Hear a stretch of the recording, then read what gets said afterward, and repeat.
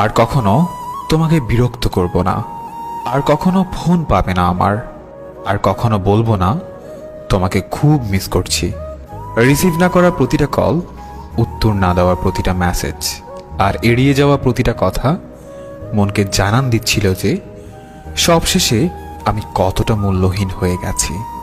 তুমি না হয় আমার সাথে অভিনয় করে খুবই ভালো আছো, জানি সারা জীবন সুখেই থাকবে, কিন্তু আমি আমি কি পারবো তোমায় ছাড়া সুখে থাকতে?